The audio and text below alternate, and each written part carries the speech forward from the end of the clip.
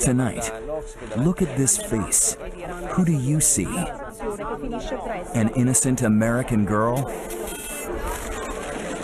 Or a cold and savage killer? A spirited girl who loves her family, who'd never been in trouble before? Or the mastermind behind a sex game gone wrong? Did you kill Meredith Kercher? No. Amanda Knox, the mystery of her behavior that ignited a global obsession. For all intents and purposes, I was a murderer. And what brings her to tears? For over 5 years, as ABC News has covered this story, looking for answers from Perugia to Seattle. Here now, Diane Sawyer.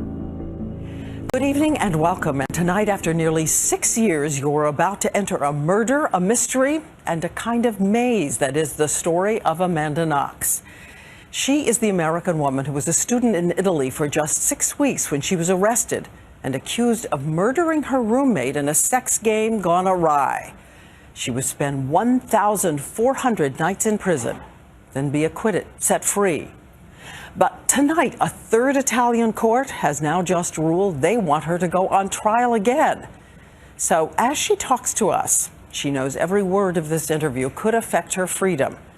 But she says in the title of her book, she spent a long time waiting to be heard. In a medieval college town in Italy, thousands of miles away, two young women arrive for a year abroad, seeking new horizons. 21-year-old Meredith Kercher, who wants to be a journalist like her dad back home in England. 20-year-old Amanda Knox, who has never lived far from her family in the suburbs of Seattle. 6 weeks later, one will come home in a coffin. The other will begin a long fight against charges she is a sex-crazed killer, as headlines label her an erotic thrill-seeker, seductress, murderess. She-devil with an angel face, heartless manipulator, concertante of sex, Sphinx of Perugia.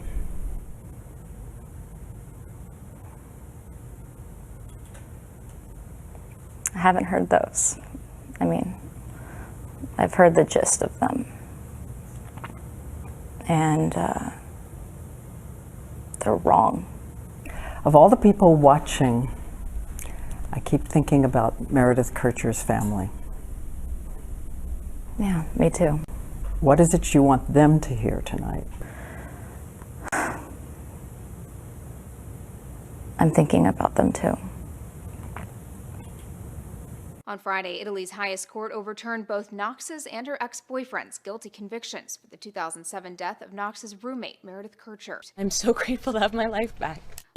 Your roommates, your boyfriend, the cops, they all say the same thing. They thought you were responding weird, odd, strange. Yeah. Why? Why are you the one who is strange? What makes you strange?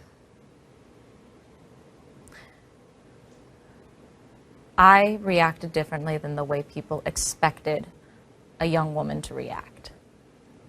But to hold me to a stereotype of how people react to certain things is unreasonable. And it's unreasonable to assume guilt based upon a reaction.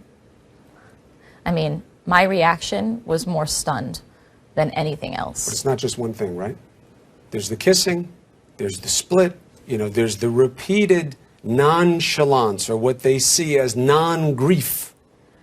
I went into Perugia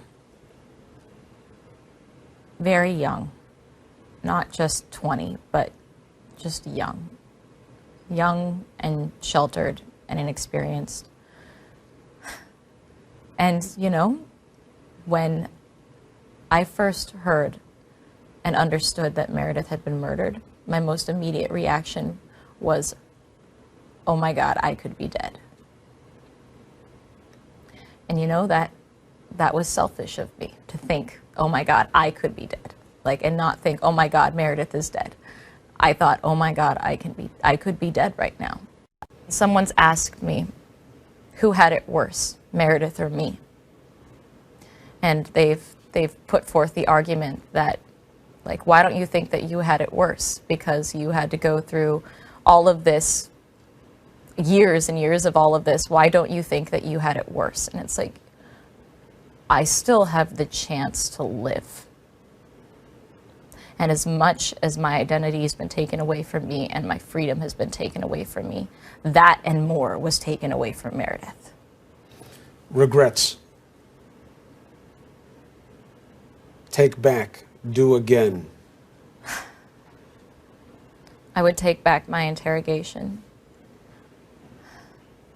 You hate yourself for that. It's pretty hard to live with. Because it's, in a big way, what put you where you are.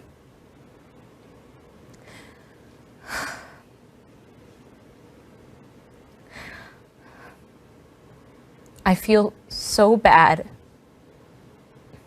for my younger self sometimes.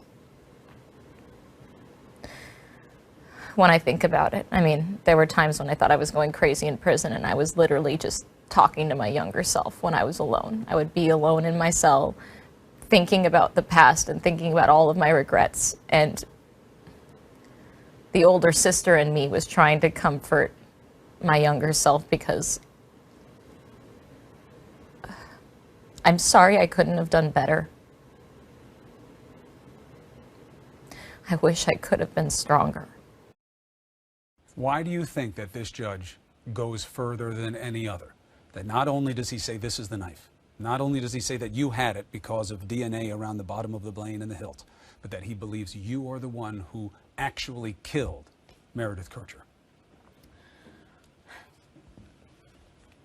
I believe, I mean, I can't speculate what this judge's motivations are, personal motivations or otherwise. What I can say is that as this case has progressed, the evidence that the prosecution has claimed exists against me has been proven less and less and less. And all that has happened is that they've filled these holes with speculation. My DNA, any trace of me is not there. When you're talking about traces of me that they attribute to the crime scene, they're talking about my DNA in my own bathroom or my footsteps that tested negative for blood that had my DNA and Meredith's DNA on the floor between our bedrooms and the bathroom. Well, of course our DNA was there. We lived there for a month. It was there. It tested negative for blood, so it wasn't blood. And so it's irrelevant to the crime, but we're talking about the crime that happened in Meredith's bedroom, and there is no trace of us. If Rudy Gaudet committed this crime, which he did, we know that because his DNA is there on Meredith's body, around Meredith's body, his handprints and footprints in her blood.